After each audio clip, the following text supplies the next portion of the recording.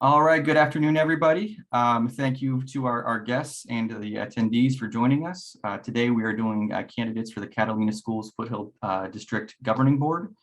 We have Gina Mehmert, Amy Bhola, and Amy Kraus. So what we're going to do is I'm going to invite them to introduce themselves a little bit, and then I'm going to move into questions that I would like to ask. In the meantime, for the attendees, if you have any questions, please put them in the chat, and then we'll filter through them as we go along. So yes, so let's begin. And I should note, so there are 3 other candidates for these seats, Bart Pemberton, Grace Jason, and William Morgan. They declined our invitation to participate. So here we go. So I would just like to go around. We'll start with Gina Mehmert. If you could just give us a quick intro, just tell us a little about yourself, where you're from, where you went to school, that type of thing. Hi, Kurt. I'd love to. Thank you so much. So a little bit about me. I'm a district mom. I have 2 phenomenal kids. Of course, I'm biased, but they're phenomenal kids. They're also very smelly, noisy teenagers, and they've been at Catalina Foothill School District since kindergarten. And now the oldest just started at the University of Arizona, and the youngest is a sophomore at the high school. I'm also a marketing professional. I work in the healthcare and technology industry as a marketing executive, and I have done for my entire career. So that gives me some great experience to bring to this role as well. And I'm a longtime school volunteer as well. So just a little bit more about each of those. In my professional career, I've held leadership roles with global brand leaders like Hewlett-Packard and GE Healthcare. I've dedicated my volunteer time, like I said, to our CFSD schools. So our oldest son started kindergarten, and a few days later, I started volunteering in the classroom, quite often with our younger son literally hiding behind my skirts. So that's about 13 years that I've spent volunteering in the classroom and on campus. And also during that time, I spent 4 years as president and past president of Orange Grove Middle School's FFO, which is the Family Faculty Organization. So a little bit more about me personally. You asked about education. I did my undergraduate at Northwestern University in Evanston. I did my graduate studies at the University of Bristol in England. And I grew up in this country. I grew up in Iowa, and then emigrated to Europe for my graduate studies and stayed there for almost 20 years. So quite a long time of my life has been spent overseas. And the importance of that, or the relevance of that, is I really come with a very, very diverse background. I've lived and worked and traveled across Europe, both Western and Central and Eastern Europe, the Middle East, Africa, North America, South America, Central America. We emigrated back here to Tucson, Arizona, like I said, 13 years ago, almost 13 years ago to this point, actually, because it was just a few days before our older son started kindergarten that we emigrated here. And so that's a little bit more about me. If there's anything else you want me to elaborate on, I'm happy to do so. Oh, that's fine. Thank you very much. Let's do Amy Bhola. Thank you. I am Amy Bhola, and I am a native Arizonan. You don't hear that very often anymore. I grew up through the public schools in Maricopa County, actually. I'm from that area. And just my only dig you'll hear the whole evening is I went to Sorrel High School, the one who actually spells it correctly, which is in Phoenix area. But I then I graduated from the University of Arizona with a degree in elementary education, and then taught in California for 5 years, and then came back to Arizona and taught in Phoenix for the rest of my teaching career, and also got a master's degree in education during that time with a middle school endorsement. So I taught middle school math and science for 11 years, all in public schools. I'm a big supporter of public schools. And then moved to Tucson when my husband took a job here, and have been here ever since. So we've been in Tucson now 24 years this year.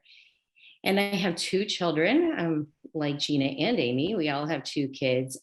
They went through Catalina Foothills. They went to Sunrise Drive, Orange Grove Middle School, and then the high school. My son's a junior in college, and my daughter, I just dropped her off at University of Oregon this week. So it's been an emotional week for me, but she starts school in the next week. And just, they've had such a great experience in Catalina Foothills. And like Gina, I've been involved since day one. I volunteered in my son's kindergarten classroom, and started then and volunteered throughout their education. Also volunteered on the FFO, on the school district foundation board. And then this is my 8th year on the Catalina Foothills Governing Board. So I think that's it. Through my teaching career, I spent a lot of time. I had very different experiences, I will say. I taught in California, which was a school that was 75% maybe ESL. And then when I went to Phoenix, I ended up teaching in Kyrene School District. And my kids were on the other end of the spectrum. And then I did spend 2 years teaching in Amphi when we moved to Tucson. And then when I had my children, I decided not to work full time. And any teacher out there who might be listening, although they probably aren't because they're working, would know that teaching part-time is really difficult, especially at, any level really, because you're pretty much doing a full-time job in terms of the work. But, it'd have to pay. And then, in Arizona, we know not teaching, paying teachers necessarily very well. I would have been losing money to have my kids in childcare and then teaching. So I just decided to stay home and spend time with them. During that time, I did work for a nonprofit. I worked for Imagine Greater Tucson as a volunteer manager for a couple of years and ran a business. And so, but really kept busy through volunteering. I volunteer in the community quite a bit, not just with the school district, but in other organizations as well. And I think that's pretty much what there is to know about me from a 30,000 foot view. Sure, great, thank you. All right, Amy Kraus. Hi, thank you, Kurt, everyone in the audience. My name is Amy Kraus. Sometimes I'm called the other Amy, depending on where we are. My family moved to Tucson when I was in between 6th and 7th grade, and I went to public schools here. I was at Emily Gray Junior High, and then I graduated from Rincon High School. So I have had the experience of being a product of public schools, K-12. I then went to the University of Arizona, where I got a degree in women's studies. And after a gap year, I went to law school at Tulane University in New Orleans. Following that, I came back to Tucson to start my career. And so for the past 30 years, I have been working as an attorney. My entire 3 decades of practice has been in criminal law. I have been both a public defender in Pinal County and in Pima County. And I have also been a federal prosecutor with the U.S. Attorney's Office here in Tucson. So it's a little unique in that I have had experience on both sides of the aisle in the courtroom, both defending criminal cases and prosecuting criminal cases. And in 2004, I decided to start working from home. So my home-based office, which you can all see, is fantastic because it has enabled me to, while working at home, volunteering in the classroom. And so when my kids started in Foothills School District, my husband and I, we bought a home in Foothills School District in 2001 because we made a conscious decision that we wanted to have our children in public schools. And after doing our research, we decided we wanted them in Foothills School District specifically. So we bought a home in 2001. Our kids started school at Manzanita, and I started volunteering in the classroom. And from then it was just like a trajectory. But in addition, and I'm sure you're going to ask more about that experience, but in addition to volunteering as in the schools in many different capacities, I also spend a good deal of my volunteer time working with underserved legal communities. So I volunteer with a law clinic that assists people who are representing themselves in federal court people who have various grievances and for one reason or another are unable to retain counsel. And so the clinic exists to help guide and serve these individuals. I think it's very fulfilling and very consistent with what I feel is how to honor my privileges of being having a law license in the state of Arizona. So those are that's kind of where I spend my most time. It's school, work, family, of course. Okay, thank you. All right, so I'm gonna start with the questions, and I'm gonna rotate among you to start. So I'm gonna start with Amy Bhola. So in the past legislative session, they greatly expanded the voucher program, the empowerment scholarships. And so I wanted to get your take on what do you think of vouchers, and how is that going to impact your school district? What do you plan to do? So I'm going to start by saying that I can't believe we're still fighting this fight. I remember moving to Arizona somewhere in the mid-90s and fighting against voucher expansion at that time when it was relatively new for Arizona. But I am not in favor of voucher expansion. Arizona public schools are not fully funded, and this money is taking another a little more than $45 million out of education funding. I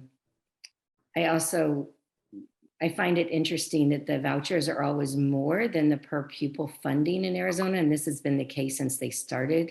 The legislature started pushing for vouchers. So right now, our kids are funded at the base level funding is about $4,700, and the vouchers are $7,000. So it's pretty clear that they are not funding, equally the amount of money that goes to each student. And despite what, the legislature likes to say, vouchers are not about equity.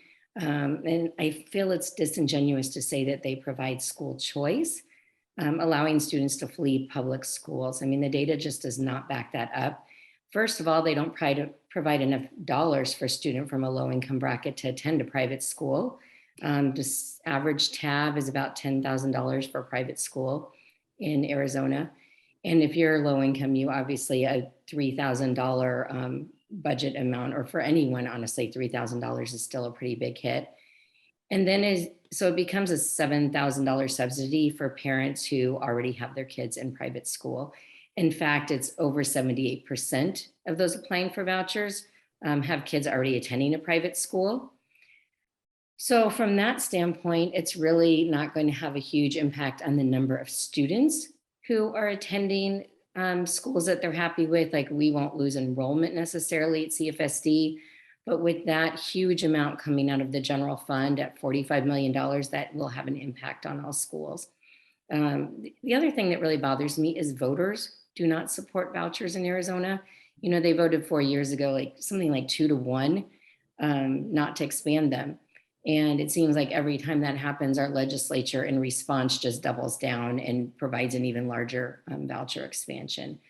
So it feels like this kind of game that's been going on for, over 24 years, because that's how long I've lived in Tucson, and I taught in Phoenix for 5 years. So a very long time. And it doesn't support public schools, and I'm a huge public school advocate. So I definitely am not in support of them. Okay, and I just realized that I forgot a step that we were going to take in this thing here. So it'll lead into it. You all are running as a slate, and I wanted to give Amy Kraus a chance to explain it. I apologize, I forgot. But let's continue with this. For Amy Krauss and Gina Mehmert, do you have anything that you would like to add to that answer, or any other comment? Amy Kraus, did you have anything you would like to add to Amy Bhola's answer? Sorry. I think Amy really covered well a lot of the technical flaws and the issues with voucher expansion. Really, from a very fundamental perspective, the problem is I passionately believe in the mission of public education. And so anything that takes dollars away from public schools is a big concern to me. And that includes, not just vouchers, but it's even the private school tax credits, which is another issue we don't need to get into. But, public schools are challenged in so many ways, and funding is at the base of that. And so my opposition stems from that. I think it just decimates public education, and the Arizona Constitution, our founders put public education in there as a fundamental right. And so when that is not upheld, which I think vouchers does, it cuts into that, it's a problem, and I can't support it. All right, Gina? I would just add that I totally agree with what Amy Bhola and Amy Kraus have said. In addition to that, I would add that I fundamentally don't believe that vouchers should even be a discussion until our public schools are properly funded. The last time I checked, 89% of Arizona students are educated in public schools. So let's make sure we have the funding in place for 89%, 9 out of 10 of our kids, before we even talk about vouchers or voucher expansion. All right, so let's get this train right back on the track here. All right, so Amy Kraus, Yes. could you you all are running on a slate together. Could you kind of explain what that is and why you're doing it? Yes, thank you for giving me the opportunity to explain that. So, school district governing boards are very unique in that no individual board member has any power or authority. Only when the board acts together in a group, in a public meeting, can discussion and decisions be made. And so running as a slate does not mean that Gina, Amy, and I will always agree. We'll always vote the same way. We'll always consider issues the same way. That's not what this is about. What this is about is sharing a set of values and a mission for our district. And I'm sure your readers know that really at its most foundational, the purpose of a governing board is to set the mission of a school district, and to continually work toward that mission. And because we share the value, where our campaign is called Thrive for CFSD, ensuring that every student has an opportunity to thrive, because we share the value, we share a set of values surrounded by that platform. How we get there may differ, and like I said, we won't necessarily agree on everything, and that's great, because actually the more diversity of thought, the better the outcome when a consensus is ultimately reached. But that's why we're running as a slate, because we do share a set of values in how to move the district forward. Could you give us an example of one of the values that you're united on? Yeah, do you want to take that one, Gina? Sure. Sorry. Sure. Happy to take that one. So one of the values that we certainly align on is really our core mission statement. So we firmly believe that every student deserves an equal opportunity to thrive. And when we talk about that, we mean in every aspect. So regardless of race, regardless of socioeconomics, regardless of their academic or physical ability, regardless of their sexual or gender orientation, regardless of their zip code. And the emphasis is on equal opportunity. We can't guarantee equal outcomes, right? But what we can do and what our children deserve to have is an equal opportunity to achieve their goals and to be ready for life after school. When I speak with my own kids, I talk a lot about being their most perfectly imperfect selves, right? Having that school environment where they feel safe and secure and supported and challenged and stimulated to be their most perfectly imperfect selves. Okay. I don't know, Amy Bhola, do you want to add in, or should we move on to the questions? Can I just tag on a little bit? And Sure. I'm sure Amy and Gina are tired of hearing the story, but there's a lot of confusion, and I tend to get in the weeds on educational stuff a little bit, so I apologize in advance, but there's a lot of confusion, I think, out there right now in the difference between equality and equity, and I like to use the example of an apple tree. And if you think about, you're eating apples and you give every student the same number of apples, that's equality. You're making sure they each have the same amount. But equity is really about meeting students where they are. And it's what Gina was touching on. But equity is about, if you're picking apples from that apple tree, you're giving them the size ladder they need to reach their own potential. And that may not be the same size ladder. We have kids who have special needs. We have kids who come from, a different background where maybe they haven't had the same tools and opportunities available to them before they started school. And it really is about making sure that we are giving them the ladder they need to succeed and meeting them where they are when they come into school.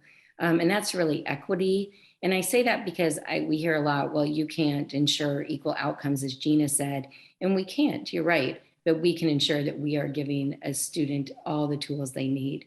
And that definitely is a shared value between all three of us. Okay. All right, so my next question, I'm going to start with Gina for this one. So there is a teacher shortage. This is not unique to our area, it's nationwide. But if elected to the board, what would you do to make sure that there are enough teachers in the district for students? Thanks for that question, Kurt, because you're right, there is a nationwide teacher shortage. And certainly within CFSD, we have a long history of prioritizing our teachers and supporting them in many ways. So for example, we prioritize pay, both for our teachers as well as our support staff. We have to remember our support staff in this conversation. We want to attract and retain the best and the brightest of teachers. Our teachers earn the most in Pima County, but that still isn't enough because the lack of state funding is a reality with which we have to deal. In terms of retaining them moving forward, I'm pretty sure that micromanaging is not the answer, and rather that it's supporting them and bringing in teachers who are highly qualified, giving them the support that they need, whether that's through mentoring, coaching, additional classes, allowing them to operate at the top of their license. I learned recently that this year we have a bit of a bumper crop of newly qualified teachers who've joined in the district. And I think Amy Kraus can probably elaborate on this better than I can. So I'll just touch on it lightly. I think that's phenomenal that we have attracted so many new teachers, and amidst this teacher shortage that the nation's facing and Arizona is facing, and we have the framework in place to help them become the best teachers they can possibly be. We're recruiting highly qualified teachers. We have the foundation in place to continue to support them. And as board members, or future board members, hopefully, our role really is to keep that dialogue open with the administrators and helping to ensure that our teachers have that support network around them that they need to do their jobs very well. We trust our teachers, right? We trust them to deliver. We hire highly qualified teachers, and we trust them to deliver in their commitment to our students. So Amy Kraus, I'll pass over to you. I think you probably have some thoughts on this one as well. Sure. So you're right. There's a national teacher shortage that filters to Arizona, to Pima County, and to Foothill School District, like every other district in Pima County.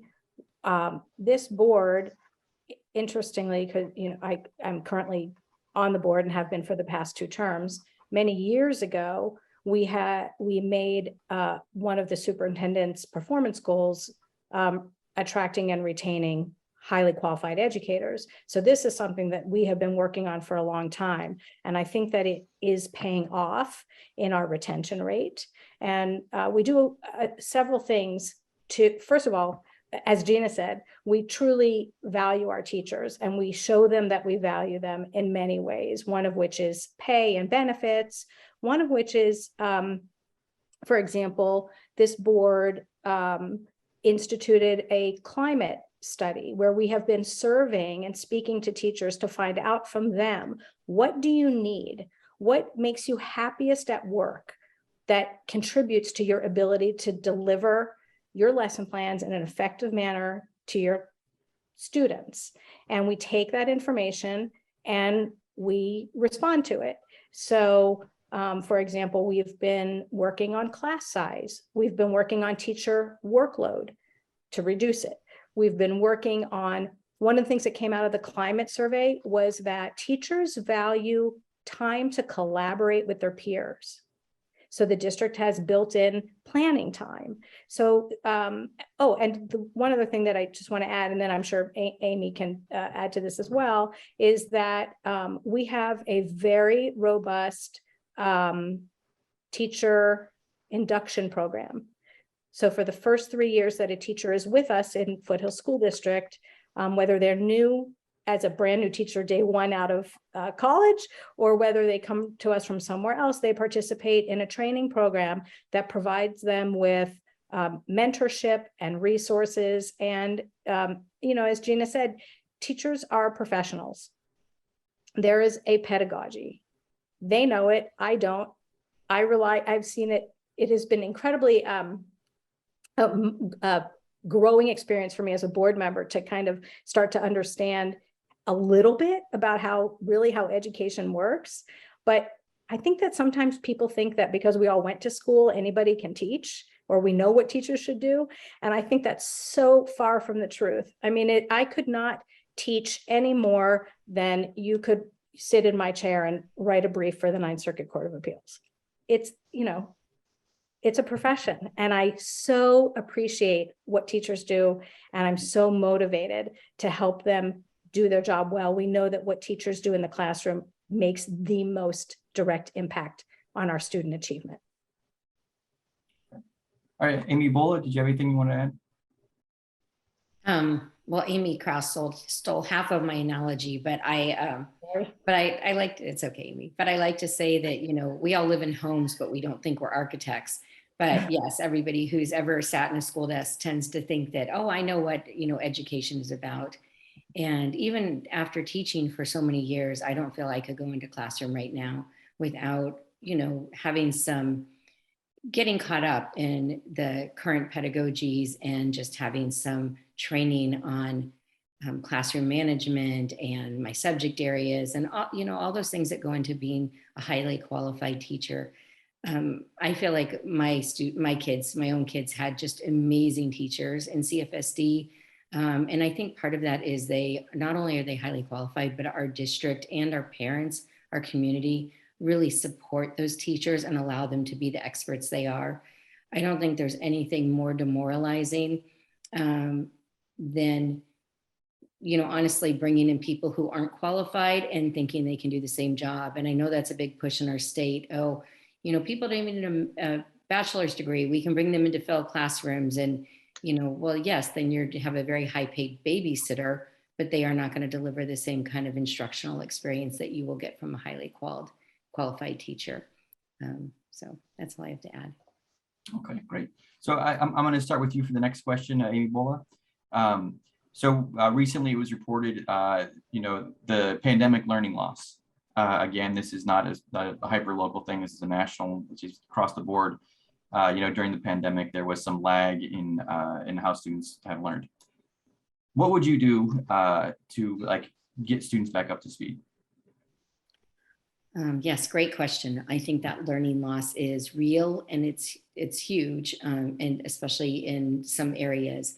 And I believe that the first thing we need to do as school districts and as individual schools is to really disaggregate that data and see where the loss is, so that we're just not throwing money and time at something that isn't an issue, but finding out, is the biggest learning loss in math? Is it in science? Is it in reading? And is it all student groups, or are there certain student groups who suffered more during the pandemic? One of the things I'm very proud of in CFSD is that we were open from October of 2020 on. We did have, masks in place, but we were able to keep all our schools open from very early in the pandemic, because I do believe that students need to be in the classroom. Parents at home, despite their intentions, and teachers online are not going to deliver the same kind of instruction as they will in a classroom. So I think that was really important, but then again, really drilling down to where the loss is and then providing programs that help rectify that loss.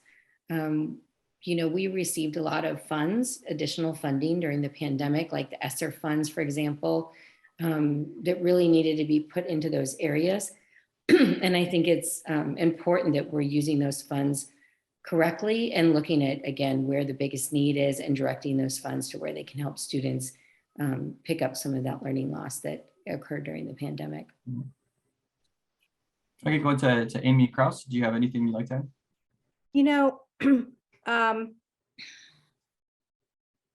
With the two things about, well, first of all, this is a small detail that is just my personal pet peeve, which is the phrase learning loss really bothers me, but because I really feel like what it is the learning trajectory was interrupted by the pandemic. It's not really that students forgot what they already knew, which is how I think of a loss. It was that, our curriculum, every curriculum as it should, build from one year to the next. So when there's an interruption, then that trajectory is lost. So that's what we're trying to recapture. So for example, if you look at, and there's no doubt that there was an impact, a very significant impact, and that's reflected in some standardized testings that were given during 2021, even though we know, and the State Department of Education, noted that those statistics should not be used to draw big conclusions because it was a very unusual year, but we need to look at the data, like Amy said, to understand where the gaps are and to address those. And we are doing that, as Amy said, with the ESSER funds, but one piece of that I do want to make our constituents aware of is that it's not just academic. There is a social and emotional learning piece, and probably Gina would want to speak to that. So I'll leave that for her.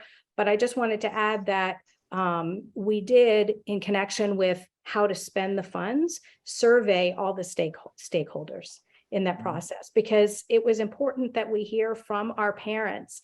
What do your kids need? What do they need academically? What do they need socially? What do they need emotionally? And what can you do after school support? Can you do weekend support? Do you need summer support? Do you need technology in your home? So it was very important to us, and is actually very consistent with how Foothills District operates, to obtain parent input so that we are making decisions that deliver on what our constituents need. We just had a quick question from a reader for clarification. What are ESSER funds? Oh. Go ahead, Amy. We can, I guess, Gina, we're going to move to you next. Would you like to take the ESSER funds explanation too? Amy Bhola can probably speak to ESSER funds Okay. more specifically than I can. ESSER funds were federal dollars that were provided to school districts to help with some of the issues that were going on with the pandemic. And they weren't necessarily, a lot of them were targeted towards students, like a certain percentage. Amy, I believe that's 20%, correct? 20%. Yes, that had to be targeted towards student learning. But a lot of the funds were able to be used in different ways. So for example, we were able to get like a certain type of air filter in our classrooms to make sure that students were able to be in the classroom safely with an upgraded air filter in every classroom, actually in every school that we have. So the ESSER funds were allowed to be used in any way that really supported students and schools during the pandemic, but it is federal dollars. Okay, thank you. So Gina, we were talking about whatever the correct term is, the post-pandemic learning loss, change in trajectory. So. Absolutely, thank you. Yes, as Amy Kraus alluded to, certainly the pandemic heightened the mental health of our students and our teachers. And that's something that, as we come out of the pandemic, that we're very focused on as well. So there was a recent report released by the CDC, the Center for Disease Control, that found more than a third of our high schools, not cat foot, apologies, let me restate that, more than a third of US high school students reported poor mental health during COVID-19. and 44% were reporting poor mental health even coming out of the pandemic. And we found similar, the CDC has found similar numbers in middle school and elementary school children as well. And like I say, teachers are not exempt from the mental health crisis that we're all experiencing.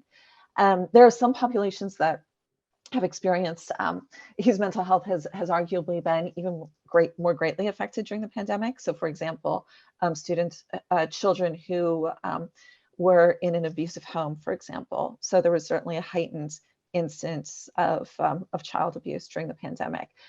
Students who identify as LGBTQIA experienced a heightened level of mental health issues during and after the pandemic.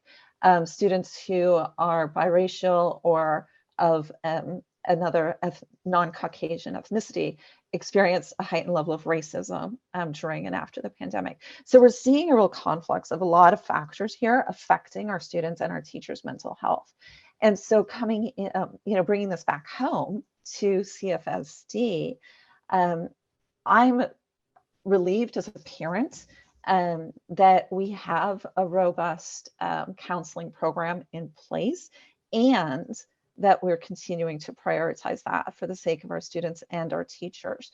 So over the last several years, Amy Krauss and Amy Bhola, as incumbent school board members and their colleagues on the board, have really ensured that this has been a priority by the current board. They've reviewed the counseling program to improve our counselors' ability to support students' needs. Again, this is at all levels, elementary, middle, and high school.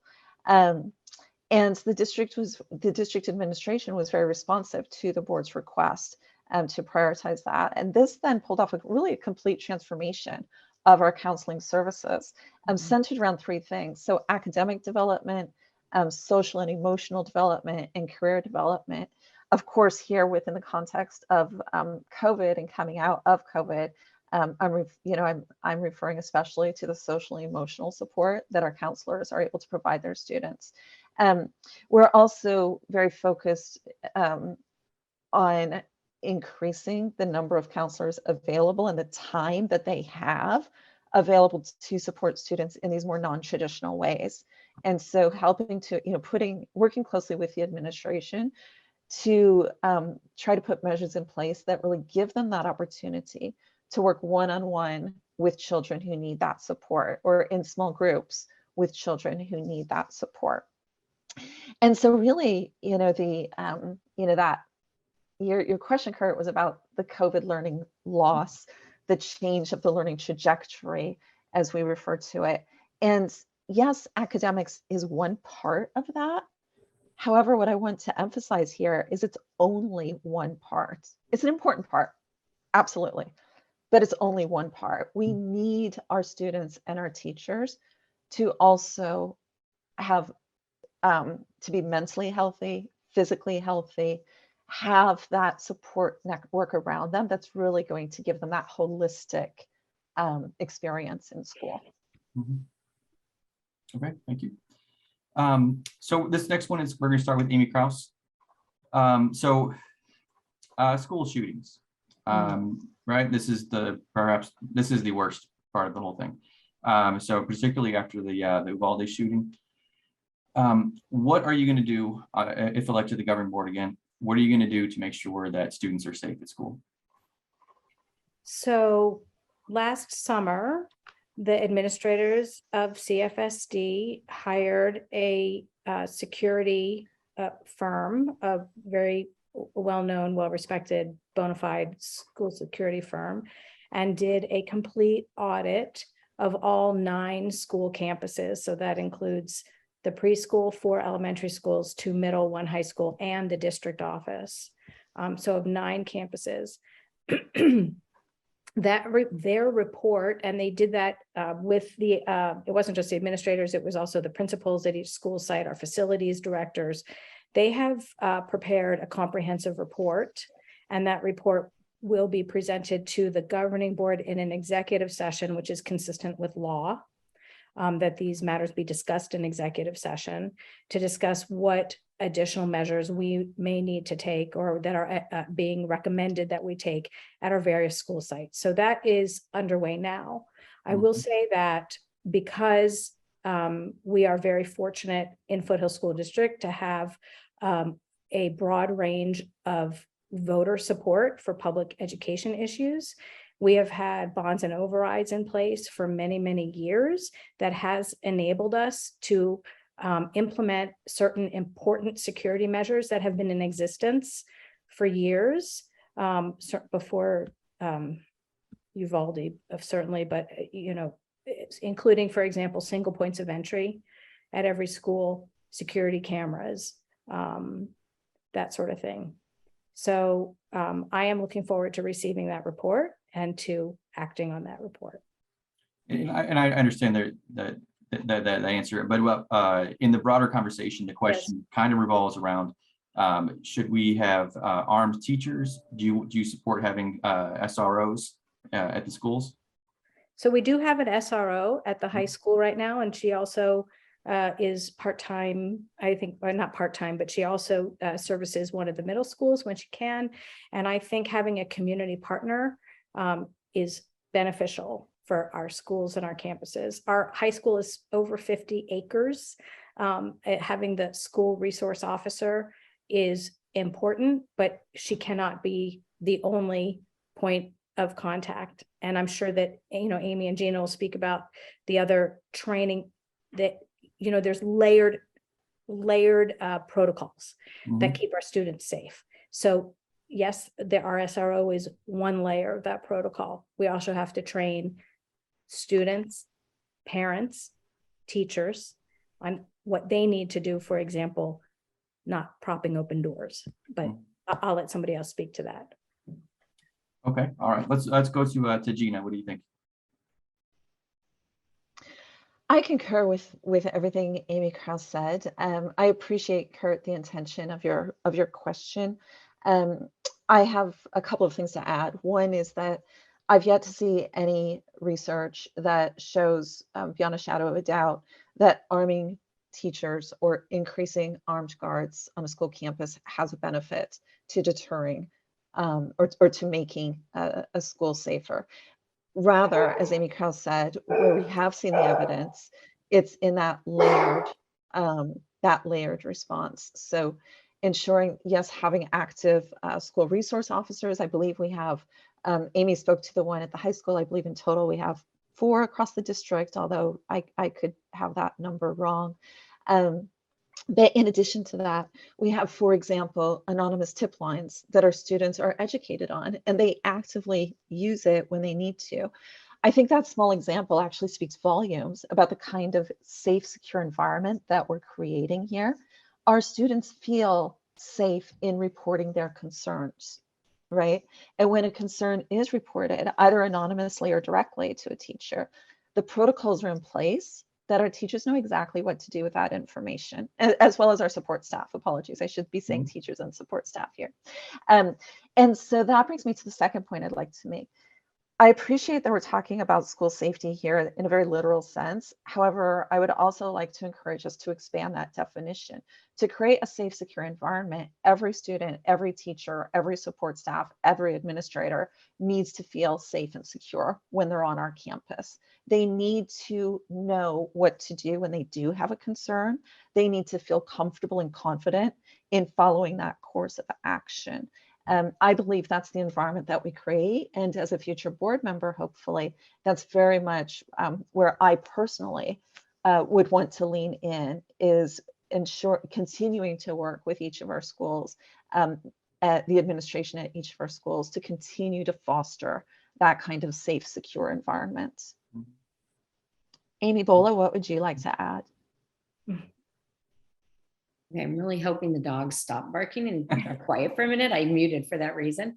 But both of you did a great job of talking about that. The only thing I would add is SROs really need to be part of that community. The current SRO that we have at the high school is fantastic. She's building a community with the kids, and the kids trust her.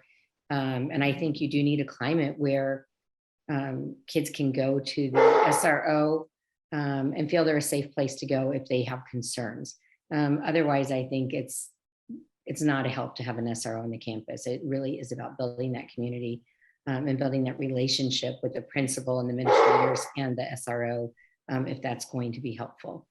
I think that's it. Okay, great. So I have one more question from me, and then we have a good number of questions from readers to address.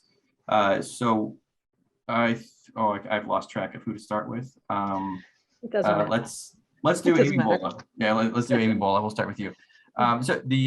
So standardized testing. This is one of those things that I remember it being a huge issue for a long time. It seems to have been superseded by other issues, but it's still there. Do you support standardized testing? Do you think that's a good way to measure, students' academic growth? I may have to mute and yeah. How about we'll Amy start Kraus, why don't you start with this Yeah, one while I try to excellent. quiet docs? Yeah. Thank you. So as a teacher, the master's in education, Amy is much more qualified than I am to speak about the benefits of standardized testing. From my perspective as a board member, we follow the law, and the state requires us to administer certain standardized tests. So standardized tests are one data point, and they're an important data point. They're not the only data point. So I think if the point is to administering standardized tests is to keep track and monitor student progress, then they may fulfill that role in a small part, but not in the total picture. So you need to administer all kinds of different tests. You need to know, like, for example, in addition to the required tests that obviously, we administer because it's part of what we're required to do, our freshmen and juniors at the high school also take a career readiness test. It's called the CWRA or CRD, Career Readiness Work Assessment Test. And that is a test that we're not required to give, but our administrators felt had a particular value in telling us that we are actually preparing our kids for life beyond high school. Mm-hmm. So I do think that that testing plays a role, shouldn't be the only method of assessing student performance. Take it for what it's worth, disaggregate the data, add it to everything else that in that you're testing, and use that to guide decision-making on how to achieve student performance. Amy Bhola, do you want to do yours? I hope I'm not repeating anything because I ran out for a minute, but I do. I don't think it's a black and white answer. I've seen really good standardized tests, which really match what students are learning in the curriculum. And I've seen standardized tests that, quite frankly, cause teachers to teach to the test and take away valuable class time because they are not matched to the curriculum that teachers are supposed to be teaching at all. So I feel like it can be one data point, which I'm sure Amy said, that can be helpful, but it really depends on the test and whether or not that is the case. So I encourage, it to be looked at in something that from a state level, it's a good way to kind of collect data in terms of where your students are performing as compared to other students in the state. But again, I encourage Arizona, Department of Education to really use testing that is valuable and shows what needs to be shown and is not just wasting instructional time. Okay. Gina, do you have anything you'd like to add? I think Amy have really covered the core points about standardized testing. What I would add is double clicking a little bit on what Amy Kraus alluded to with regards to standardized testing only being one portion of what our teachers look at. So really they're looking at the whole child. And this is very much, actually, Kurt, this connects with your earlier question about retaining our great teachers, right? Is that we trust that they and empower them to look at the whole child and to look at their class of learners and to create the instructional environment that that student and that class needs in order to thrive. So for example, from my own children's experience, if on one of the tests, whether it was a standardized one or a unit exam, for example, in pre-calculus, if the teacher found that the majority of the class just really didn't grasp a concept, rather than moving on straight to the next concept, because that's what the time plan says, right? That teacher would pause and say, okay, we need to have a bit of a redo here. Let's take a couple of additional days. Let's really double click on this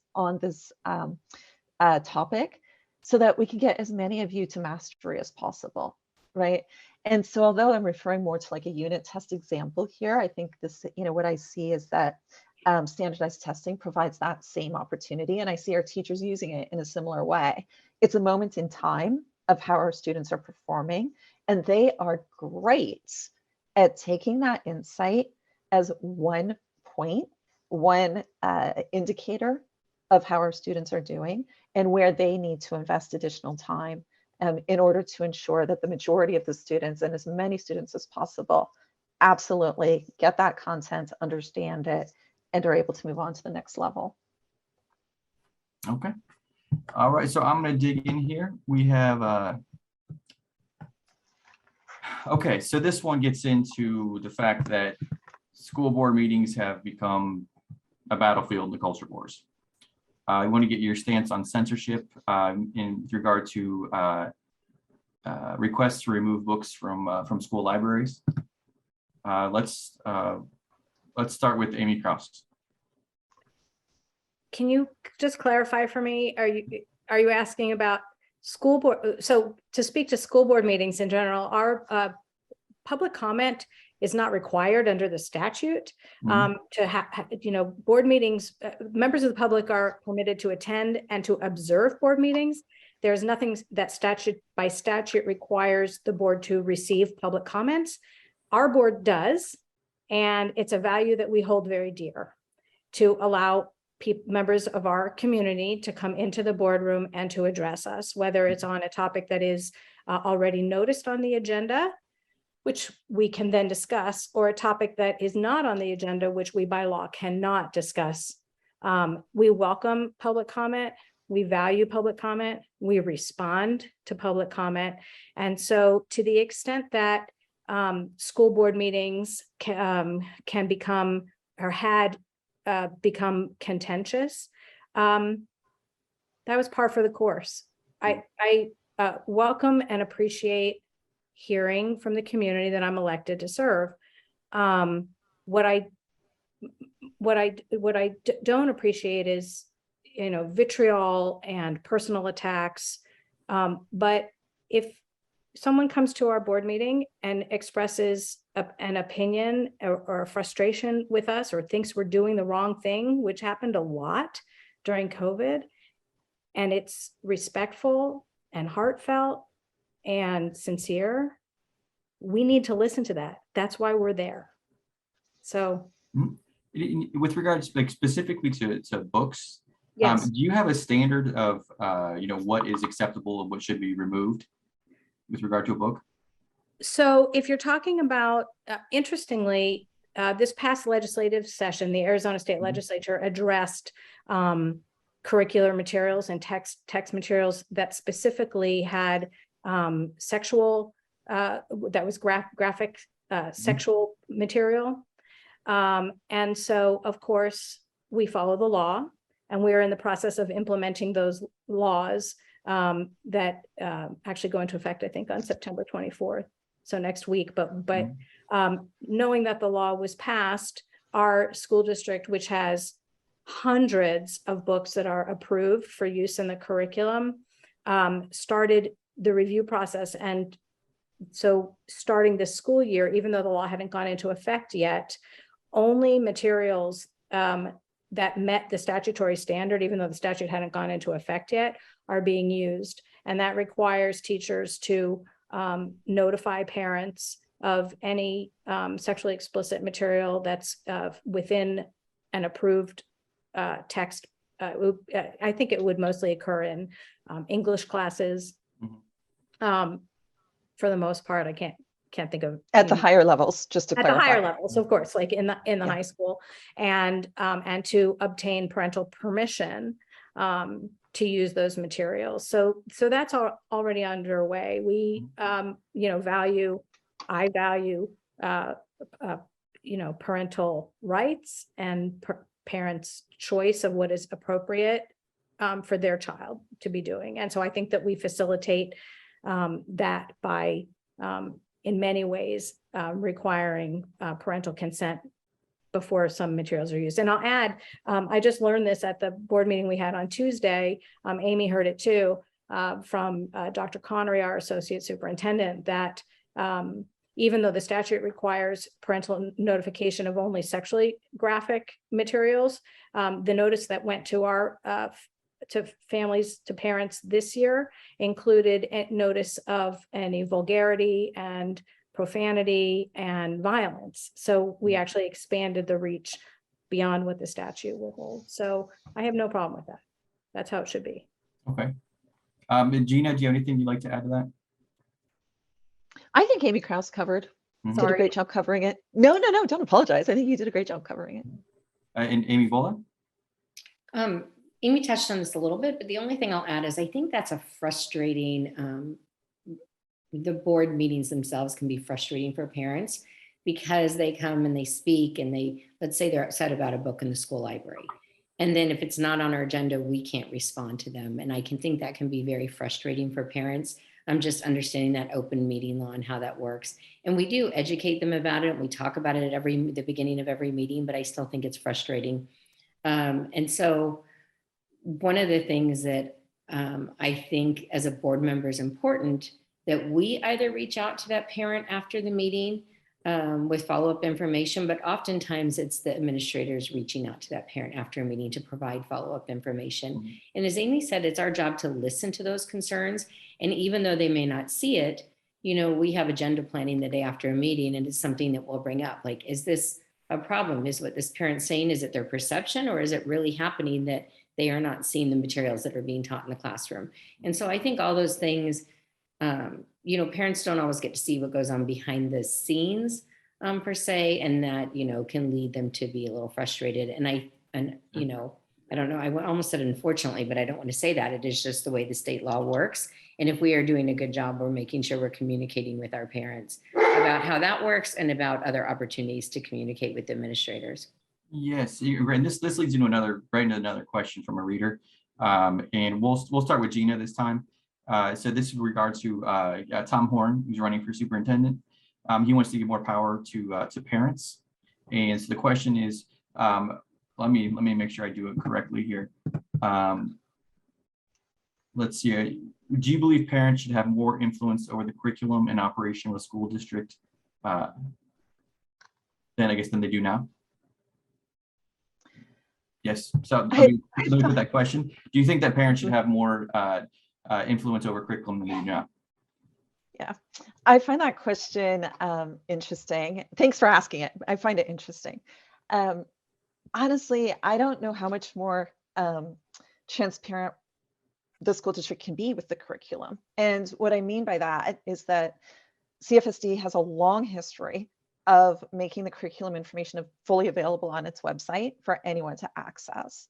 So if any parent, anyone interested can go to cfsd16.org. They can find the curriculum information for the elementary, the middle school, and the high school levels. Mm-hmm. When a new curriculum or even a revision is under consideration, it's presented to the board for review.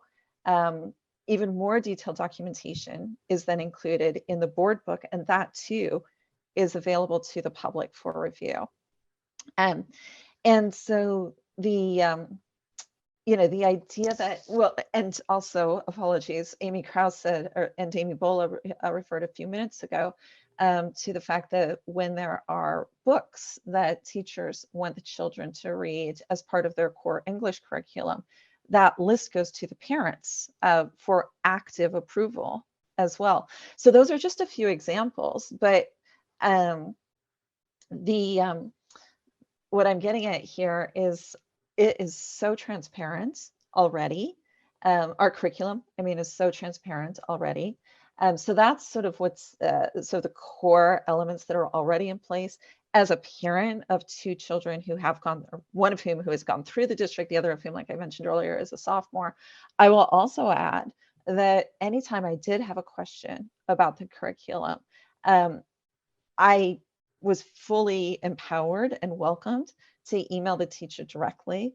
They always responded in a very prompt, professional manner. When there were more detailed conversations, that I wanted to have, those were very welcomed, but with the teachers. So both professionally as well as personally, through personal experience, I'm very comfortable with the level of curriculum transparency that our district offers. Okay, so we got a couple more questions here, and if we could kind of move fast through them. Like for example, with this, Amy Krauss and Amy Bhola, do you have anything that you think is really important to add to Gina's answer, or can we move on? Move on. All right. So that means that we're going to get into the way I asked that question. I don't think I completely grasped what that person was asking. They were asking about, let's see here, the kind of parent power versus non-parent power.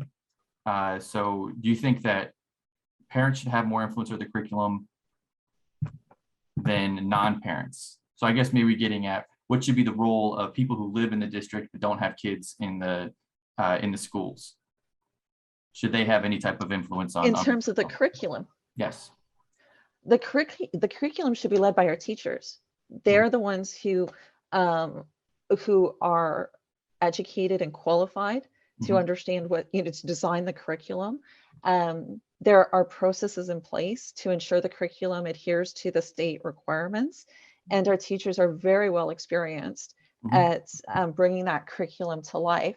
If parents want to engage in that curriculum, absolutely. Again, in my personal experience, they're very welcomed to do so. If you're asking whether non-parents should have a say in the curriculum, I don't even understand why they would, unless they were a teacher or support staff within our district. Yeah, and I don't know. I think possibly it's because we all pay into your public education system, and so we're all kind of stakeholders in it. Public education is kind of set up to support an educated populace so that we can have democracy, that type of scenario, I would assume, something like that. Yeah, maybe that is what the question's driving to. Sure. Oh, we got Amy Bhola, you are muted. I was just going to say, to school level, I would answer a big no to that. The curriculum standards are actually developed at the state level. So parents wouldn't be able to have a local influence. And I don't know that they should. And I'll explain why, or non-parents. So the standards are developed at the state level. The district, adds to and enhances the curriculum based on the state standards. And the teachers are really responsible for how that curriculum is delivered to their students. So I'm not sure where outside influence would really take place in that process. But I also, after COVID, especially, and looking at the hundreds of emails that we were getting during the pandemic, and every single person who emailed us had a slightly different take on what should be done. It kind of gives me a little bit of shivers about all these people involved in how curriculum should be set, how it should be delivered, what should be taught or not taught. I just think it would be way too many cooks in the kitchen. And again, I think if people are concerned about that, it is best directed to a state level. The other thing is, we really want our students across the state of Arizona to have the same standards for learning, so that if you move to Phoenix, or you move to Flagstaff, or wherever, that you have the same standards that are being delivered in a grade level, no matter where you land. And I think that's important. I think it's important for our teachers, and I think it's important for our students. I'm sorry, go ahead, Amy. I know you want to move on. I just want to add one thing, and that's all that said, the Foothills School District website is available to all. All the curriculum is there. And as Gina said, when curriculum is being revised or adopted, there's a preview period. I think it's 60 days. Pretty sure it's 60 days. And if you look on the website, even now, where the social studies curriculum is been discussed, not only is it there, but there's a form to submit questions or concerns. And that, of course, anybody could submit a question or concern, and I know that that person will get an answer. Mhm. So. Okay. And just going through the questions from the readers, it looks like there is a great deal of confusion about how curriculum is set. It sounds, I don't know the answer to that, but it sounds like the state is the one who sets the curriculum, and then you kind of the board implements that curriculum. Is that a correct way to describe it? It's not really the board because we aren't the experts in that field. And that's kind of where I was going. Even as being on the school board, I don't think I'm an expert on curriculum. I think we have people who work in our district who are experts in curriculum. Dr. Connery, who was mentioned earlier, and a lot of teachers, but the standards come from the state. So they say every fourth grader has to learn this, which really kind of drives your curriculum. The district then creates a curriculum that meets those standards. And we have groups of teachers and district administrators who are experts in curriculum who drive that part. And then our teachers are really the delivery. They look at the standards and say, this is what needs to be delivered by the end of fourth grade. And this is how I'm going to develop my last lesson plans around that to make sure that all my students meet those standards by the end of the year. And just to maybe help clarify things, could you give us an example of by the end of fourth grade, a student is supposed to learn X? What would that be? Okay, so I didn't teach fourth grade. So that's whatever, just an example of it. Yes. Yeah. So let's say by the end of seventh grade, a student is supposed to understand acceleration and momentum. And that might be a standard, probably written a little more formally than that, but that might be a standard. And so then the district level will actually come out with a set of broken down goals and benchmarks that help to meet that standard by the end of seventh grade. And then the teacher has those benchmarks and the overall standard, and they will plan lesson plans. So not only the instruction, but the enrichment that goes with that to make sure those students meet that standard by the end of seventh grade. Okay. That they understand, whatever it is about acceleration and momentum needs to be understood. And again, the curriculum at a state level or the standards build on each other, and our curriculum also builds on concepts.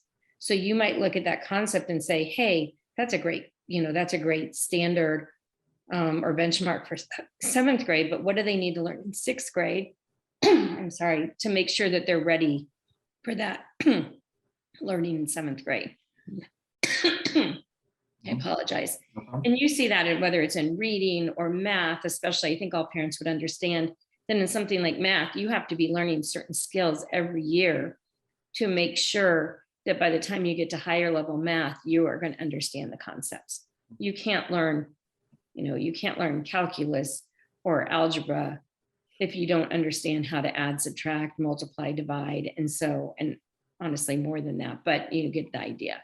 Every year kind of builds on certain standards so that by the time you get to, certain levels of instruction, you understand what came before it. Mm-hmm. Okay. All right, so we had another question. This is the critical race theory question. So this one is phrased, how do you, are parents worried about it, and how do you convince them that it's not being taught in high school? So Amy Kraus, we want to first establish, is critical race theory being taught at Catalina schools? It is not. Critical race theory is not part of our curriculum. It's not part of anything we do. So that's kind of the first message that we would like to get out. I think that when we have heard from parents who are concerned about critical race theory, if you really get into it and try to figure out what is it that they're worried about, what they're, to my perception from hearing parent comments over the past few years, what the worry is that a particular student should not be made to feel badly or to be judged in a certain way because of his or her race. And I agree that no student should be made to feel badly for any reason. And in fact, one of the core values, like we were talking about before, that I feel comfortable saying that Amy and Gina and I share is a really profound belief that student success depends on students being able to be vulnerable. They need to be themselves. They need to be vulnerable. They need to be comfortable asking a question or proposing a hypothesis or floating a theory and then engaging in discussion. And that can't happen if anybody is being judged or being made to feel badly. And it might be race, it could be gender, it could be gender identity, it could be socioeconomic status for whatever reason. So no critical race theory in our schools. I would shout it from the rooftops if I could. Gina, do you have anything you'd like to add to that? Again, Amy Kraus covered it very well. The only thing I'll double click on really is what Amy said about our students need to feel comfortable and secure in their learning environment. And that means that they need to be able to bring their full selves to class every day. They need to feel that their teacher is listening to them, which our teachers do, and listen to them and do care about them, of course. And that really is when the best learning is going to happen, right? So our schools across Catalina Foothill School District, we do not teach them, we don't teach our students what to think. As Amy Kraus very explicitly stated, we do not teach critical race theory, but instead we teach our students how to think, how to research, how to differentiate between a social media meme and a well-written, well-researched article in the newspaper. We teach them how to draw their own informed conclusions. We teach them how to ask for peer input on their conclusions, right? To help them learn how to challenge their own thinking and challenge other people's thinking. We teach them how to take their ideas and bolster them and make them stronger, and how to step down from opinions. So weak opinions strongly held, strong opinions weakly held. There's a saying along those lines, right? And that's really what we teach our students to do, is to become these critical thinkers who, yes, have the opinions that we want our children to have, and to explore and to challenge themselves and who challenge us as parents, right? And who are so ready to go into the world, whether that's going to Pima Community College or the University of Arizona or further afield or directly into the workforce, so ready to be their best possible selves in the world because of the education they've received at our districts. Okay. Amy Bhola? I'm just going to say one more time that our curriculum, and I would guess any curriculum for a school district, is available online. So parents can actually go in there and see that critical race theory is not taught in any way in our schools. So they just have to go on the district website and look through the social studies curriculum at every level if they'd like, and they will see that is not anywhere in the curriculum benchmarks. Okay. All right, so we've asked all my questions. We've addressed at least in some way all the reader questions. So I would like to give you all like a minute or two if you want to, if there's an issue that we haven't touched on that you think is important, or if you just kind of want to speak directly to voters about why you'd be a good choice. Let's start with Amy Kraus.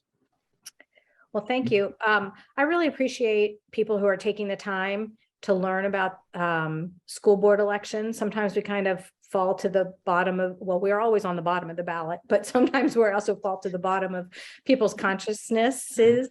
And I think school board elections, I would argue, are even more important in many ways than statewide elections, because there's, in my view, there's nothing more important than educating kids, their future. And so my interest in serving in this role started organically because I was volunteering in the classroom, and I was absolutely blown away by what teachers were doing with students in the classroom. And I just wanted to help continue to figure out how I can continue to support their work. And so that led me, after many years, to where I am today. I'm running for re-election because I feel like I have the confluence of passion and purpose and experience. And there's things that we've started that I would like to, see continue. There are new things that I would like to be able to think about and discuss with my board colleagues. But basically, at its most foundational, my perspective is that if our job, and I believe it is, in educating K-12 students, is to enable them to be successful in whatever it is that they decide to do. It's not one path fits all. It's not just going to college. It's not just working. It could be any combination of those things. And ultimately, to be productive members of the community and to be terrific global citizens, what I think we need to do is we need to engage students. We want to keep them excited about learning. And I think we do that by offering a robust curriculum, by a wide variety of extracurricular activities. We provide arts education, music education, PE, engineering, business, it could go on and on. And I think the widest range of opportunities that we can provide students, the more successful our students will be in everything that they do when they leave our place. And that makes me feel really hopeful for the future. Okay. All right, Gina, would you like to go? Thanks. So +1 on everything Amy Kraus just said, of course. I would also, so I would like to add that I myself and each of the three of us come to this with a lot of experience. So collectively, we have more than 50 years of experience volunteering in our schools right here in Catalina Foothills School District. We are district parents. So 2 kids for each of us, so 6 kids through the district. We have a long track record, each of us individually, of professional experience that has enabled us the opportunity to learn the skills that are very relevant to serving on a governing board. And we continue to engage in our community in a variety of ways, as we've discussed. We are not coming into these roles with any narrow agenda or single platform or single reason. Rather, we are coming to this with a view of serving our community, helping to continue to keep Catalina Foothills School District the #1 non-selective school district in Arizona. As we know, that directly contributes to the property values within the Catalina Foothills School District boundaries. We have our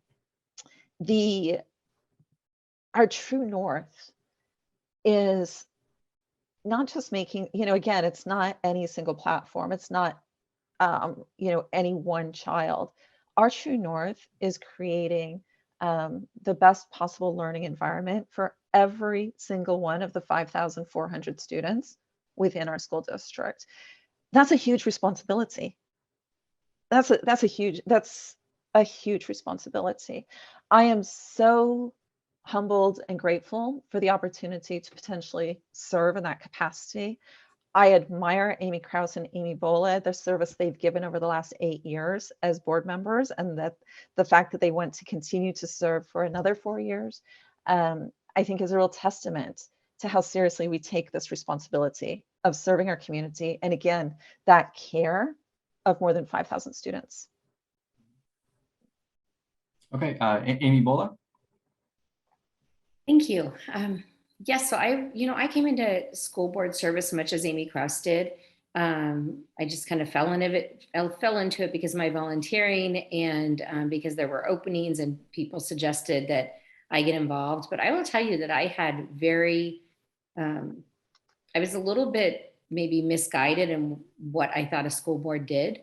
And there's a big learning curve. It really, you come in and you think you're going to do certain things and you find out, hey, I'm one of 5 and I need to collaborate and listen to others' opinions and listen to the experts at the district who, they're doing a lot of the all of the operational stuff, and really listen to a lot of voices, including, parents and teachers and students, to see what the direction should be. But I didn't realize maybe how high of a level it is. Being a school board member is really a lot of it's policy that we get from the state. And it's really a lot of it is a 30,000-foot level. So you're setting goals that may not come to fruition for several years. And I think it's a good reason there's 4-year terms in Catalina Foothills because of that reason. I mean, we might want to, for instance, work on smaller class size, but it may take us several years to get the budget to a place where we can actually put that into effect. Nothing happens overnight. And it really has to be something that your colleagues on the board agree with. If you come in with one issue and it's not something that your colleagues agree with, it's not something that's going to happen because you're operating as a group and as a whole board. I've loved my service because it keeps me connected to education, which is, my field and something that I care deeply about. I am a huge believer in public school education and believing that everybody deserves the right to a good education, to put them, forth in life in a successful way.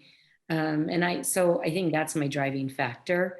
I'm humbled to run again for this seat. I feel like I've learned so much while I've been on the board, but I also, I feel like I still have a lot of influence and a lot of, ideas to work on. And as Amy said, some long-term goals that we are working toward as a board.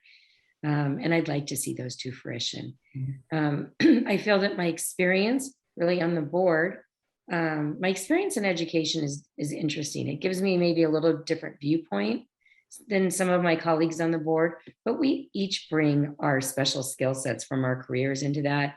Eileen is, excuse me, she's a human resources background. And Hanley has a military background. I am so sorry. My allergies are driving me nuts today. Amy Kraus with her, being a lawyer, we all bring kind of different viewpoints into this job.